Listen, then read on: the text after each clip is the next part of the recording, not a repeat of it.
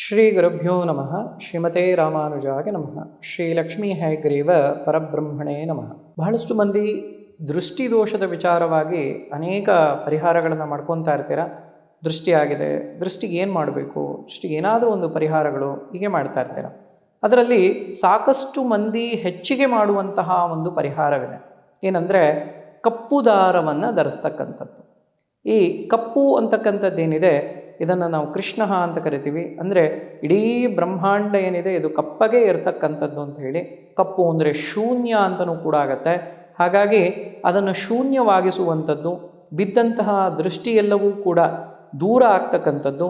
ಮತ್ತು ಕಪ್ಪು ಬಂದು ಅಬ್ಸರ್ವ್ ಮಾಡ್ಕೊತಕ್ಕಂಥ ಒಂದು ಶಕ್ತಿಯನ್ನು ಹೊಂದಿರುತ್ತೆ. ಯಾವುದೇ ಬಣ್ಣವನ್ನು ಕಪ್ಪಿಗೆ ಸೇರಿಸಿದಾಗ ಅದು ಕಪ್ಪು ಬಣ್ಣವಾಗಿಯೇ ಪರಿವರ್ತನೆ ಆಗಿಬಿಡುತ್ತೆ. ಮತ್ತು ಯಾವುದೇ ಒಂದು ಸೂರ್ಯನ ಬೆಳಕಿರ್ಬೋದು, ನೀವು ಒಂದು ಕಪ್ಪು ಟ್ಯಾಂಕನ್ನು ಮನೆಯ ಮೇಲೆ ಇಟ್ಟಿದ್ರೆ ಅದು ಸೂರ್ಯನ ಬಿಸಿಲನ್ನು ಬಹುಬೇಗ ಆಕರ್ಷಣೆಯನ್ನು ಮಾಡಿ ನೀರು ಬಿಸಿಯಾಗಿಬಿಡುತ್ತೆ, ಟ್ಯಾಂಕೇ ಕಾಯ್ದು ಬಿಡುತ್ತೆ.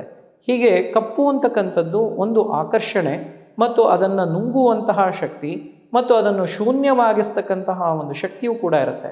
ಹಾಗಾಗಿ ಯಾವುದೇ ದೃಷ್ಟಿಯನ್ನು ಬಿದ್ದಾಗ ಆ ದೃಷ್ಟಿಯನ್ನು ಅದೆಲ್ಲವನ್ನು ಕೂಡ ನಿವಾರಣೆಯನ್ನು ಮಾಡ್ತಕ್ಕಂಥ ಶಕ್ತಿ ಖಂಡಿತವಾಗಿ ಆ ಒಂದು ಕಪ್ಪು ಬಣ್ಣಕ್ಕೆ ಇದೆ ಅಂತಲೇ ಹೇಳ್ಬೋದು.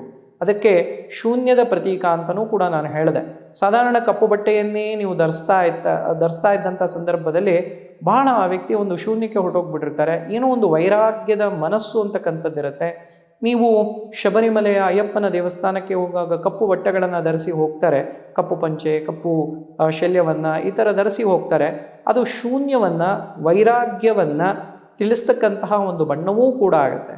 ಹಾಗಾಗಿ ನಮ್ಮಲ್ಲೇ ಇರ್ತಕ್ಕಂತಹ ಈ ಸತ್ವಗುಣ, ರಜೋಗುಣ, ತಮೋಗುಣ ಅಂತಕ್ಕಂಥದ್ದೇನಿದೆ, ತಮೋಗುಣದ ಸಂಕೇತವಾಗಿರ್ತಕ್ಕಂತಹ ಶಕ್ತಿಯನ್ನು ಅದನ್ನು ಸಾತ್ವಿಕವಾಗಿ ಪರಿವರ್ತನೆಯನ್ನು ಮಾಡ್ತಕ್ಕಂಥ, ಯಾರೇ ತಮೋ ದೃಷ್ಟಿಯನ್ನು ನಿಮ್ಮ ಮೇಲೆ ನೋಡಿದಾಗ ಅದನ್ನು ಸಾತ್ವಿಕ ದೃಷ್ಟಿಯನ್ನಾಗಿ ಮಾಡ್ತಕ್ಕಂತಹ ಶಕ್ತಿ ಆ ಒಂದು ಕಪ್ಪು ಬಣ್ಣಕ್ಕಿರುತ್ತೆ.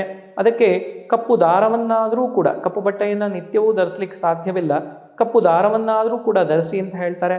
ವಾಹನಗಳಿರಲಿ, ಮನುಷ್ಯರಿರಲಿ, ಎಲ್ಲರಿಗೂ ಕೂಡ ಅನ್ವಯವಾಗುವಂತೆ ಈ ಒಂದು ಕಪ್ಪು ದಾರವನ್ನು ಮಂತ್ರಿಸಿ ಕೊಡುವಂಥದ್ದು ಎಲ್ಲವೂ ಕೂಡ ಇರುತ್ತೆ. ಕಪ್ಪು ಕಂಬಳಿಯನ್ನು ಧರಿಸ್ತಕ್ಕಂಥದ್ದು ಕೂಡ ಇರುತ್ತೆ.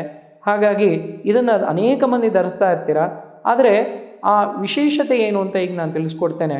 ಕಪ್ಪನ್ನು ನೀವು ಧರಿಸ್ತಾ ಇದ್ದೀರಾ, ಆದರೆ ಯಾರಾದರೂ ಕೂಡ ಕಾಲಿನಲ್ಲಿ ಕಪ್ಪು ದಾರವನ್ನು ಧರಿಸ್ತಾ ಇದ್ದರೆ ದಯವಿಟ್ಟು ಅದನ್ನು ಮೊದಲು ತೆಗೆದು ಹಾಕಬೇಕು. ಕಾಲಿನಲ್ಲಿ ಯಾವುದೇ ಕಾರಣಕ್ಕೂ ಕೂಡ ಕಪ್ಪು ದಾರಗಳನ್ನು ಕಟ್ಟಕ್ಕಂತಹ ಒಂದು ತಪ್ಪನ್ನು ನೀವು ಮಾಡಬಾರದು. ಹಾಗಾಗಿ ಕಾಲಿನಲ್ಲಿ ಅದನ್ನು ನೀವು ಧರಿಸಿದ್ದೇ ಆದರೆ, ಕೆಲವು ಹೆಣ್ಮಕ್ಳು ಎಡಗಾಲಿಗೆ, ಗಂಡ್ಮಕ್ಳು ಬಲಗಾಲಿಗೆ ಹೀಗೆ ಧರಿಸ್ತಕ್ಕಂಥದ್ದು ಇರುತ್ತೆ. ಅದಕ್ಕೆ ಇಷ್ಟು ಗಂಟು ಹಾಕಿ ಧರಿಸಿದ್ರೆ ಒಳ್ಳೆಯದು, ಹೀಗೆ ಅನೇಕ ಮಂದಿ ಹೇಳಿರ್ತಾರೆ. ಆದರೆ ಈ ತಪ್ಪನ್ನು ನೀವೇನಾದರೂ ಕೂಡ ಮಾಡಿದ್ದಾದಲ್ಲಿ ಅಲ್ಲಿ ಕಾಲಿಗೆ ಸಂಬಂಧಪಟ್ಟಂಥ ಅನೇಕ ತೊಂದರೆಗಳನ್ನು ಕೂಡ ಅನುಭವಿಸ್ತೀರ ಮತ್ತು ಜೀವನದಲ್ಲಿ ಅನೇಕ ಕಷ್ಟಗಳು, ಅನೇಕ ಛಾಯೆಗಳು ಕೂಡ ಎದುರಾಗುತ್ತೆ. ಕಾರಣ ಈ ಕಾಲಿನಲ್ಲಿ ಒಂದು ವಿಶೇಷವಾದಂತಹ ಶಕ್ತಿ ಮತ್ತು ಎನರ್ಜಿ ಇರುತ್ತೆ. ಆ ಎನರ್ಜಿ ಬಾಡಿಗೆ ಪಾಸ್ ಆಗದಂತೆ ಅದನ್ನು ಶೂನ್ಯ ಸ್ಥಿತಿಗೆ ತೆಗೆದುಕೊಂಡು ಹೋಗ್ತಕ್ಕಂಥದ್ದು ಆಗುತ್ತೆ ಮತ್ತು ನಿಮಗೆ ಒಂದಷ್ಟು ವಿಚಾರಗಳಲ್ಲಿ ರಕ್ಷಣೆ ಅಂತಕ್ಕಂಥದ್ದು ನಿಮಗೆ ಸಿಗೋದಿಲ್ಲ. ಹಿಂದೆ ಕಾಲಿನಲ್ಲಿ ಕಡಗಗಳನ್ನು ಧರಿಸ್ತಾ ಇದ್ರು, ಅಂದರೆ ಬೆಳ್ಳಿಯ ಕಡಗಗಳನ್ನು ಧರಿಸ್ತಾ ಇದ್ರು. ಅದು ಗಂಡಸರು ಹೆಂಗಸರು ಎಲ್ಲರೂ ಧರಿಸ್ತಾ ಇದ್ದಂಥದ್ದು ಕಾಲವೂ ಕೂಡ ಇತ್ತು. ಆ ಕಡಗಗಳು ಏನು ಮಾಡುತ್ತೆ ಅಂತ ಹೇಳಿದ್ರೆ, ಅಲ್ಲಿರ್ತಕ್ಕಂತಹ, ಅಂದರೆ ಭೂಮಿಯಲ್ಲಿರ್ತಕ್ಕಂಥ ಪಾಸಿಟಿವ್ ಎನರ್ಜಿಯನ್ನು ಇಡೀ ಬಾಡಿಗೆ ತಲುಪಿಸ್ತಕ್ಕಂಥ, ಶರೀರಕ್ಕೆ ತಲುಪಿಸ್ತಕ್ಕಂತಹ ಒಂದು ಕೆಲಸವನ್ನು ಮಾಡುತ್ತೆ. ಶರೀರದಲ್ಲಿರ್ತಕ್ಕಂತಹ ಟಾಕ್ಸಿನ್ಗಳನ್ನು ಆಚೆ ಹಾಕುವಂಥದ್ದು ಮತ್ತು ಅದನ್ನು ಭೂಮಿಗೆ ಕಳಿಸುವಂಥ ಕ್ರಿಯೆಯನ್ನು ಕೂಡ ಮಾಡುತ್ತೆ. ಅದಕ್ಕೆ ಕಾಲುಂಗುರವನ್ನು, ಕಾಲು ಕಡಗವನ್ನು, ಕಾಲಲ್ಲಿ ಗೆಜ್ಜೆಯನ್ನು ಹೀಗೆ ಧರಿಸ್ತಾ ಇದ್ದಂತಹ ವಿಶೇಷತೆಗಳಿದೆ. ಆದರೆ ನೀವು ಅದೇ ಜಾಗಕ್ಕೆ ಏನಾದರೂ ಕಪ್ಪನ್ನು ಏನಾದರೂ ಕೂಡ ಧರಿಸಿದ್ದೇ ಆದಲ್ಲಿ ಅಲ್ಲಿ ನಿಮಗೆ ಬರುವಂತಹ ಎನರ್ಜಿ ಏನಿರುತ್ತೆ, ಅಂದರೆ ಪಾದದಿಂದ ಮೇಲೆ ಬರತಕ್ಕಂಥ ಎನರ್ಜಿ ಏನಿರುತ್ತೆ, ಇದನ್ನು ಅದು ಶೂನ್ಯವಾಗಿಸುತ್ತೆ ಮತ್ತು ಶರೀರದಿಂದ ಆಚೆ ಹೋಗಬೇಕಾಗಿರ್ತಕ್ಕಂತಹ ನೆಗೆಟಿವ್ಸ್ ಏನಿದೆ ಇದನ್ನೂ ಕೂಡ ಅದು ದೂರ ಮಾಡೋದಿಲ್ಲ, ಅಲ್ಲೇ ಉಳಿಸುವಂತಹ ಒಂದು ಕ್ರಿಯೆಯನ್ನು ಕೂಡ ಮಾಡುತ್ತೆ. ಹಾಗಾಗಿ ಯಾರು ಕೂಡ ಈ ಕಾಲಿಗೆ ಕಪ್ಪು ದಾರವನ್ನು ಧರಿಸ್ತಕ್ಕಂತಹ ಒಂದು ತಪ್ಪನ್ನು ಮಾಡದಲೇ ಇರತಕ್ಕಂಥದ್ದು ಒಳ್ಳೆಯದು. ಮತ್ತು ಕೈಗೆ ಆ ದಾರಗಳನ್ನು ಧರಿಸೋದ್ರಿಂದ ಅನುಕೂಲ ಹೆಚ್ಚಾಗತ್ತೆ. ಕುತ್ತಿಗೆಗೂ ಬೇಡ, ಕೈಯಲ್ಲಿ ಕಪ್ಪು ದಾರವನ್ನು ಹೆಚ್ಚಾಗಿ ಧರಿಸಿದ್ರೆ, ಅದರಲ್ಲೂ ಹೆಣ್ಣು ಮಕ್ಕಳು ಎಡಗೈಗೆ ಧರಿಸ್ತಕ್ಕಂಥದ್ದು, ಗಂಡು ಮಕ್ಕಳು ಬಲಗೈಗೆ ಧರಿಸ್ತಕ್ಕಂಥದ್ದು, ಹೀಗೆ ಕಪ್ಪು ದಾರಗಳನ್ನು ನಿಮ್ಮ ಎಡಗೈ ಅಥವಾ ಬಲಗೈಗೆ ಧರಿಸೋದ್ರಿಂದಾಗಿ ಆಗುವಂತಹ ದೃಷ್ಟಿಗಳೇನಿರುತ್ತೆ ಇದನ್ನು ಅಬ್ಸರ್ವ್ ಮಾಡ್ಕೊಳ್ಳಿಕ್ಕೆ ಅವಕಾಶಗಳು ಕೂಡ ಆಗುತ್ತೆ. ಮತ್ತು ಕೈಯಿಂದ ನಾವು ಮಾಡ್ತಕ್ಕಂಥ ಕರ್ಮಗಳಿದೆ, ಕರ್ಮೇತಿ ಹಸ್ತಯೋಹೋ ಅಂತ ಹೇಳ್ತೇವೆ, ಕರ್ಮಗಳನ್ನು ನಮ್ಮ ಕೈಯಿಂದ ಮಾಡ್ತೇವೆ ಅಂತ ಹೇಳಿ.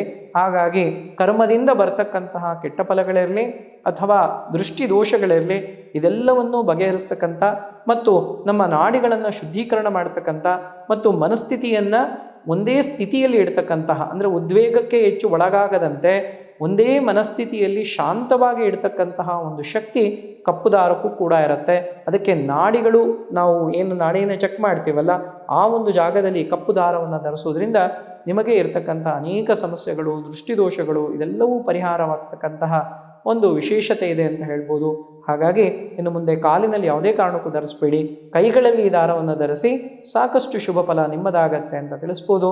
ಲೋಕಾ ಸಮಸ್ತ ಸುಖಿನೋ ಭವಂತೋ, ಸಮಸ್ತ ಸನ್ಮಂಗಳಾನಿ ಭವಂತು.